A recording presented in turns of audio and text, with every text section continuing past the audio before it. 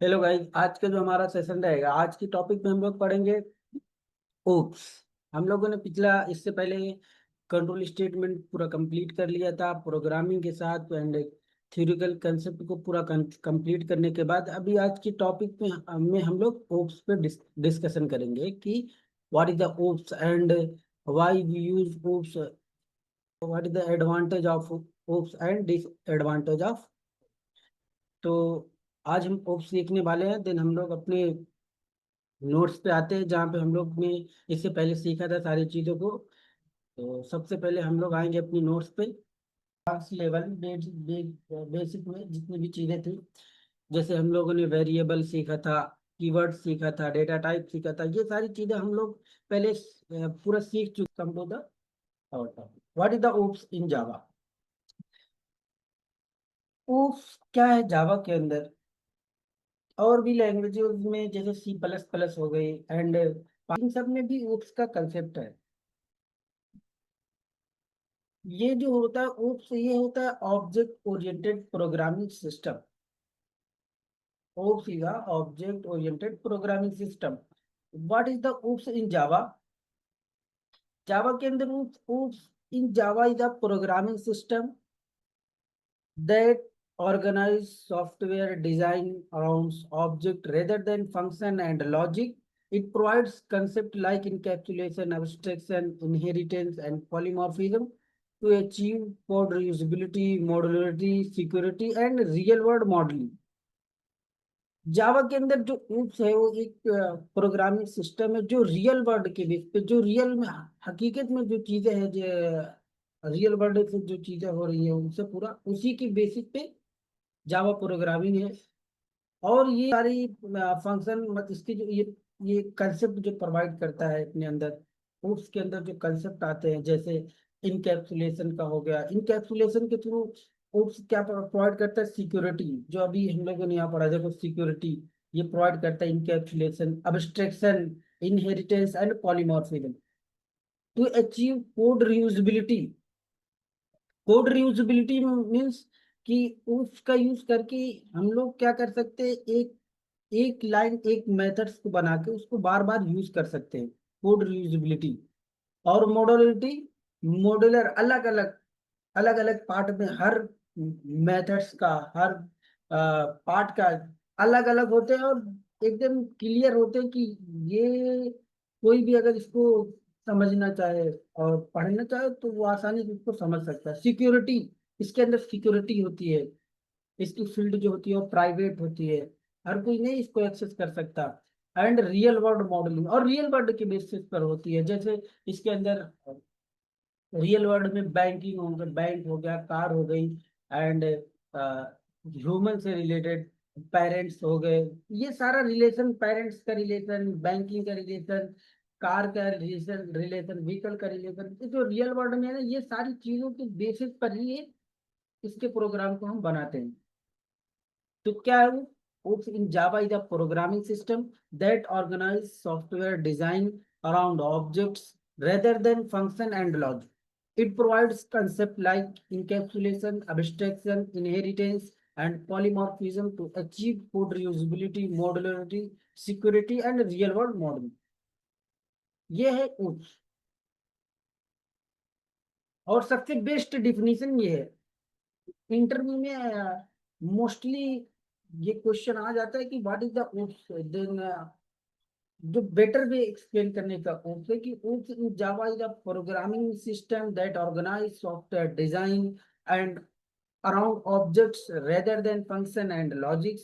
It provides concepts like encapsulation, abstraction, inheritance, and polymorphism to achieve code reusability, modularity, security and real world modelling. मतलब ये जो concept ये provide कर रहा है वो, इसके थ्रू हमको सिक्योरिटी भी प्रोवाइड हो रही है, हमको रियूजिबिलिटी भी प्रोवाइड हो रही है, मॉडुलरिटी भी प्रोवाइड होती है, रेडबिलिटी भी प्रोवाइड होती है, फ्लेक्सिबिलिटी भी प्रोवाइड होती है। ये कंसेप्ट होते हैं। इससे ओप्स का यूज करके ये चीजें हम प्रोवाइड होती है जब हम अपने प्रोजेक्ट को बनाते हैं। उसके बाद आता है नेक्स्ट पॉइंट, वाई ओप्स केम। ओप्स क्यों आया? जब क्या रीजन था उसका आने का? तो क्या था कि बिफोर उस most programming use procedural programming language like C, which adds some problems. उससे पहले जो लैंग्वेज आई वो सी लैंग्वेज थी, वो प्रोसीजरल प्रोग्रामिंग लैंग्वेज थी, ऑब्जेक्ट बेस पे नहीं थी। फंक्शन होते थे उसके अंदर, और उसके अंदर बहुत सारी ऐसी प्रॉब्लम थी जिसकी वजह से उसको उसका कंसेप्ट आया। क्या था? Code reusability was less. मतलब जो कोड की रियूजबिलिटी थी कि एक कोड को हमने एक मेथड बनाया सिंपल सा। फॉर एग्जांपल हम व्हीकल क्लास बनाई, हम डायरेक्ट एक व्हीकल क्लास बना दिए। अब व्हीकल के अंदर बहुत सारी गाड़ियां आ गई, अब उसके अंदर हम किसी भी टाइप का मेथड बना दे, और उसके बाद किसी भी टाइप की सब उसकी क्लास बना के, और हम मेथड को लिख दे, मेथड ड्राइवर नेम का मेथड बना दे कि ये ड्राइव करेगा, या ये इसमें इंजन का बना दे, अलग अलग डिफरेंट डिफरेंट चीजें हम उसमें दे सकते हैं। क्योंकि व्हीकल और बहुत सारी मतलब जो मोटर्स होती है उनको हम यहाँ पे लाके लिख सकते हैं, उसी एक प्रॉपर्टी को इनहेरिट कर सकते हैं। मतलब जो व्हीकल है, अब व्हीकल को हर क्लास के अंदर हम बार बार यूज कर सकते हैं, क्योंकि व्हीकल के अंदर सारी गाड़ियां आ गई। अब वो जहां पे भी जाएगी तो कोई भी किसी भी मॉडल में वहां के हम वहां पे ऐड कर देंगे किसी भी गाड़ी को, किसी भी मोटर्स को। लेकिन ये कंसेप्ट सी लैंग्वेज के अंदर नहीं था। प्रोसीजरल प्रोग्रामिंग में क्या रहता था, ये इसमें जो होता था वो क्लास क्लास और ऑब्जेक्ट का कोई रिलेशन ही नहीं था इसके अंदर। और हर चीज, हर काम के लिए अलग अलग मेथड बनाने पड़ते थे। अगर कार है तो कार के लिए अलग मेथड, अगर ड्राइवर है तो ड्राइवर के लिए अलग मेथड, अगर व्हीकल है तो व्हीकल के लिए अलग मेथड, ऐसे डिफरेंट डिफरेंट बनाना पड़ता था। तो इसमें क्या रहता था, रीयूजेबिलिटी, कि एक बार हमने कोड कर लिया, अब उसको अपने प्रोजेक्ट में कहीं भी बार बार यूज कर लें, हमको बार बार वो मेथड ना लिखना पड़े, उसी को इनहेरिट कर लें। तो ये कंसेप्ट किसमें नहीं था? सी लैंग्वेज के अंदर, प्रोसीजरल प्रोग्रामिंग के अंदर। दूसरा जो इशू था, hard to manage the large projects. Projects जो लार्ज बड़े प्रोजेक्ट रहते थे उनमें उसको मैनेज करना कंफ्यूजिंग था, क्योंकि वहां पे न इनहेरिटेंस का कंसेप्ट था, पॉलीमॉर्फिज्म भी नहीं था, और ये कोड रीयूजेबिलिटी जिसके थ्रू हम अचीव करते, ये सारे कंसेप्ट नहीं थे। तो ये सारे इशू आते थे बड़े प्रोजेक्ट को मैनेज करने में, कंफ्यूजिंग होती थी। Real world modelling was difficult. Real world के रियल वर्ल्ड का जो मॉडल था, जो रियल वर्ल्ड के साथ जो हम लोग जैसे ऑब्जेक्ट ओरिएंटेड प्रोग्रामिंग के अंदर हम रियल वर्ल्ड के बेस पे सारा काम करते हैं, कि अगर हमें पेमेंट से रिलेटेड काम करना है तो हम लोग क्या कर देते हैं, बैंक नेम या कुछ भी पेमेंट नाम, या पेमेंट या पे नाम का एक मेथड बना देते हैं। तो आप अब उस पेमेंट या पे मेथड के थ्रू हम लोग कहीं भी उसको यूज करते हैं। अब हम बैंक नेम की क्लास बना दिया, बैंक के अंदर मेन बैंक नेम की क्लास बना दिया, अब उसको कहीं भी हम यूज करते जाएंगे। अब उस बैंक से रिलेटेड हो गया ना, कि ये बैंक नेम की क्लास है, जो भी चीजें होगी इस बैंक से रिलेटेड होगी। हमने व्हीकल नेम की क्लास बना दी और उसको कहीं भी यूज कर रहे, व्हीकल मतलब अब गाड़ी, जितनी भी गाड़ी है उससे रिलेटेड चीजें इसमें होंगी, रियल वर्ड से मैच हो रही है। हम इनहेरिटेंस यूज कर रहे हैं, हमने पेरेंट क्लास बनाई है, पेरेंट अपने फादर को यूज किया, अब उसके चाइल्ड में, मतलब उसके चाइल्ड, उसका सब चाइल्ड, उसके चाइल्ड, ऐसा रिलेशन बनता जाएगा एक दूसरे का। तो ये रियल वर्ड से पूरा मैच कर रहा है। लेकिन प्रोसीजरल में क्या था, ये सारा कंसेप्ट था ही नहीं, इसलिए ये बहुत डिफिकल्ट था। और देन क्या लाया गया, जब आया OOPs, OOPs come to solve this issue by modelling real world problems and as objects. OOPs आया और उसने क्या किया, रियल वर्ल्ड की यूज करके हमने क्या किया, इस प्रॉब्लम को सॉल्व कर दिया ऑब्जेक्ट्स का यूज करके। जो इसके अंदर क्या होता है, क्लास और ऑब्जेक्ट्स, ऑब्जेक्ट के थ्रू हम उन सारी चीजों को कॉल कर सकते हैं जो जो हम बनाते हैं। जैसे हमने कहा कि कार बनाया, हमने बैंक नेम की क्लास क्लास बनाई, कार नेम की क्लास बनाई, या आगे चल के हम लोग उसको रियल में प्रोग्रामिंग करके अभी देखेंगे, अभी ये बेसिक था, आगे चल के देखेंगे। जैसे नेम की क्लास बनाई, अब उस कार को ड्राइव करना है, उसको ड्राइव, उसमें म्यूजिक बजाना है, तो उसके लिए उसको जो काम करेगा ना, वो काम ऑब्जेक्ट करेगा। कि हम ऑब्जेक्ट बना के उसको उसके थ्रू कॉल करवाएंगे कि तुम जाके ड्राइव करो, फिर, या तो फिर तुम जाके उसको क्या करो, म्यूजिक बजाओ, तो वो काम जो करेगा वो ऑब्जेक्ट करेगा। और providing modularity, reusability, security and maintainability.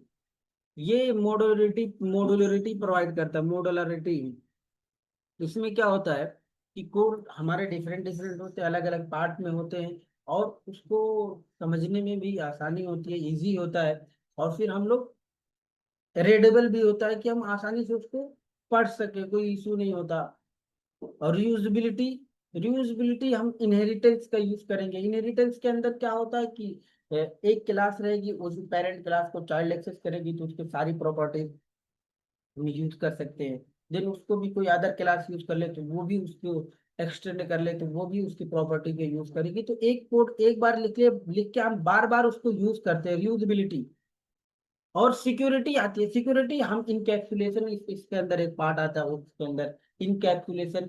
उस इनकैप्सुलेशन के थ्रू हमें सिक्योरिटी प्रोवाइड होती है, जिसमें सारी फील्ड प्राइवेट होती है। सारी फील्ड प्राइवेट होगी, सेटलगेटेड मेथड्स होते हैं, और भी हम वो चीज सिर्फ वही एक्सेस कर पाएगा जिसके पास, जहां जो उस क्लास के अंदर, उसी के अंदर होगा। अगर कोई बाहर से एक्सेस करना चाहे या उसकी प्रॉपर्टी को इनहेरिट करना चाहे, नहीं कर सकता, क्योंकि उसकी सारी फील्ड प्राइवेट होती है, सिक्योर होती है, सिक्योरिटी प्रोवाइड करता है। एंड मेंटेनेबिलिटी, और मेंटेन होते हैं सारी चीजें।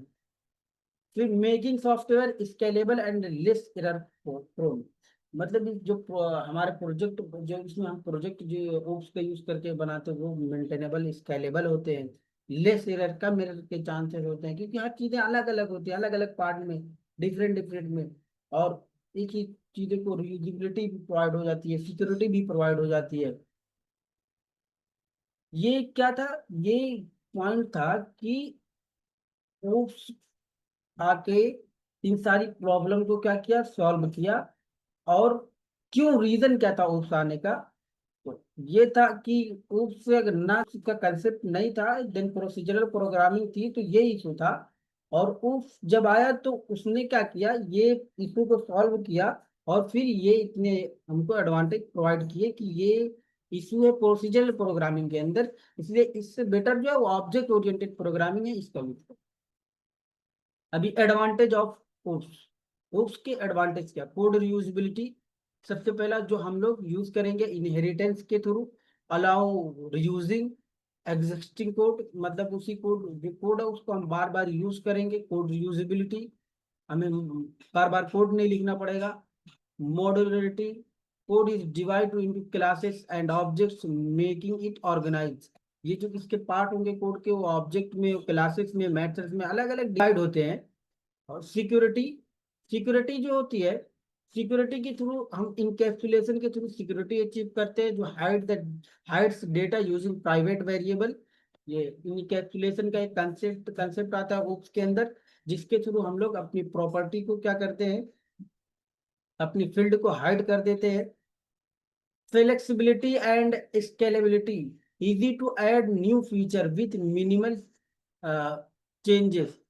फ्लेक्सिबिलिटी की, अगर हमने पूरा कोड लिख दिया है, फॉर एग्जांपल किसी सिंपल प्रोडक्ट में हम किसी का कोई प्रोडक्ट नाम की हमने क्लास बनाई और उसमें बहुत सारी चीजें हमने डाली हुई हैं। अब ऐसा ऐसा रिक्वायरमेंट है कि उसके अंदर कुछ चेंजेस करना है, तो हम लोग उसके अंदर फॉर एग्जांपल कुछ चेंज किए, तो ये इसके अंदर फ्लेक्सिबिलिटी रहती है कि अगर हम उसकी फील्ड को चेंज कर देंगे तो अदर फील्ड पे कोई इशू नहीं पड़ेगा, ना एरर आएगा। न्यू फीचर हम ऐड कर देंगे तो कुछ भी नहीं इसमें इशू होंगे, मिनिमम बहुत कम ऐसा इशू आ सकता है, ना के बराबर। और ये स्केलेबल होते हैं। Real world modelling, real world modelling मतलब object map directly to real world entities, for example car, employ, bank account. इनसे, ये इन सारे से डायरेक्ट ऑब्जेक्ट क्या करता है, मैप करता है, डायरेक्टली इन सबको कॉल करेगा, ऑब्जेक्ट बना के ही हम इन सबको, इन सब के साथ काम करते हैं। Maintainability, easier to debug and maintain, इसको इजी डिबग करने में भी इसको ये इजी होता है, एंड मेंटेन रहता है। मतलब डिसएडवांटेज था, डिसएडवांटेज ऑफ ओप्स का ये है कि कॉम्प्लेक्सिटी, कॉम्प्लेक्सिटी मतलब कि इसके अंदर for small projects OOPs can be overkill. Simple project जब हम ओप्स के अंदर बनाते हैं तो उसके अंदर बहुत सारे इश्यू आ जाते हैं। More memory usage, object consume more memory, जैसे हम लोग जब प्रोजेक्ट बनाते तो जहां भी हमने ऑब्जेक्ट बनाया वो ऑब्जेक्ट मेमोरी लेगा। तो जो है, जब भी हम लोग कोई भी मेथड्स या ऑब्जेक्ट बनाएंगे तो बार बार जितनी बार लिखेंगे उतनी बार ये मेमोरी ऑक्युपाई करता है, तो मोर मेमोरी ये यूज करता है रेदर देन किसके, प्रोसीजरल कोड के। प्रोसीजरल कोड के अंदर वो चीज नहीं थी जो ऑब्जेक्ट के। ऑब्जेक्ट क्या होता है, ऑब्जेक्ट हमेशा मेमोरी लेता है। Slower execution because of abstraction, abstraction की वजह से ये encapsulation and method call, encapsulation और अब्स्ट्रक्शन में थोड़ा एग्जीक्यूशन इसका क्या होता है, स्लो होता है।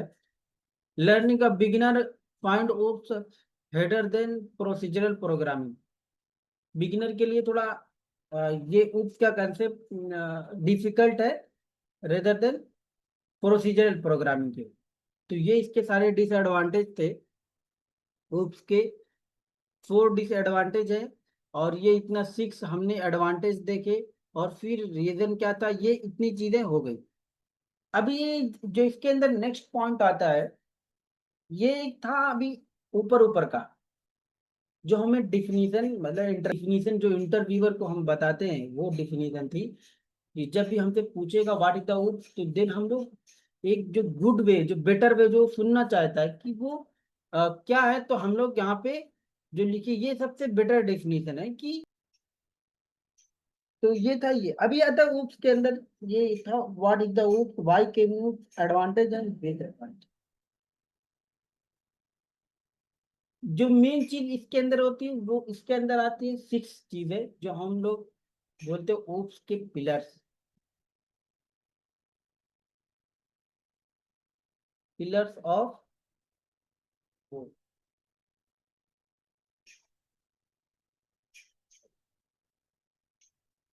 ऊप्स के पिलर्स के अंदर 6 चीज आती है। पहला जो होता है वो क्लास होती है,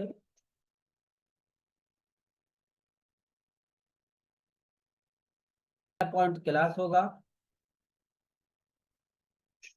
दूसरा जो आएगा इसके अंदर वो आता है ऑब्जेक्ट। तीसरा जो पॉइंट इसके अंदर आता है वो आता है इनहेरिटेंस।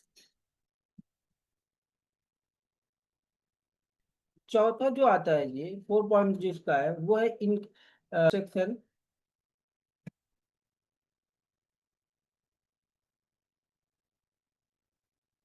5 पॉइंट जो इसका आएगा वो है encapsulation.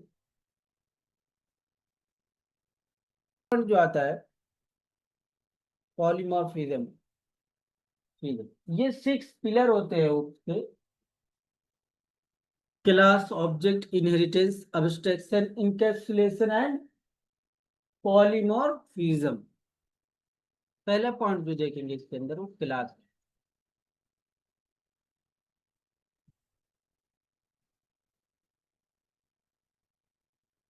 What is the class in Java? Class is a blueprint. Point पे है क्या, क्लास। क्लास जो होती है वो हम लोगों की, क्लास इज अ ब्लूप्रिंट और template that's define variables, state and method behavior of object. It does not occupy memory until an object is created. Class is a blueprint of or template that define variable, state and method behavior for objects. It does not occupy memory until an object is created. कि class जो हमारा होता है वो blueprint और template होता है, जो जिसके अंदर हम लोग क्या करते हैं, variables, state and methods, behaviour, क्या स्टेट इसका है, क्या behaviour of objects. Object it does not occupy memory, और ये मेमोरी ऑक्युपाई नहीं करता until an object is created, जब तक कि ऑब्जेक्ट ना क्रिएट हो। जब इसके अंदर ऑब्जेक्ट क्रिएट होता है जब ये मेमोरी ऑक्युपाई होती है। और उसके बाद ये ऐसा समझो कि एक स्ट्रक्चर है क्लास। हमारे माइंड में आता है जब हम लोग पढ़ते हैं बेसिक लेवल पे चीजें, तो देखते हैं कि क्लास, तो क्लास क्या है। क्लास, किसी भी क्लास में जाएंगे देखेंगे हाँ ये रूम है, ये एक क्लास है। अब इस क्लास के अंदर क्या है, माइंड में बन रहा है एक स्ट्रक्चर, एक क्लास है। अब उस क्लास के अंदर टेबल है, बस बोर्ड लगे हुए, लाइट लगी हुई है, और डिफरेंट डिफरेंट थिंग्स है वहां पे रखी हुई चीजें हैं। देन हम उस पे क्या करते, इमेजिन करते कि यार ये यहाँ पे जितनी भी चीजें रखी है, फॉर एग्जांपल ये टेबल है, तो ये टेबल क्या है, टेबल एक ऑब्जेक्ट है। ऑब्जेक्ट मतलब जो जिसके पास स्टेट है, बिहेवियर है, कि मतलब ये मेमोरी ऑक्युपाई करेगा, इसके थ्रू हम कुछ कर सकते हैं। तो वो ऑब्जेक्ट वो होता है जो मेमोरी ऑक्युपाई करता है। और क्लास क्या होता है, जो स्ट्रक्चर और ब्लूप्रिंट होता है, जो ना मेमोरी ऑक्युपाई करता है, लेकिन इनसाइड द क्लास भी जो हम डिफाइन करते हैं variable and methods for object. Object के वेरिएबल जो मेथड होते हैं और जो वेरिएबल्स होते हैं, वो कहाँ पे होते हैं, क्लास के अंदर होते हैं। और क्लास के अंदर जो ऑब्जेक्ट मेमोरी कब ऑक्युपाई करेगा, जब हम वहाँ पे क्लास के अंदर ऑब्जेक्ट को क्रिएट करेंगे, दे ही वो मेमोरी ऑक्युपाई करेगा, उससे पहले मेमोरी ऑक्युपाई नहीं करेगा। उसके लिए इतना ही।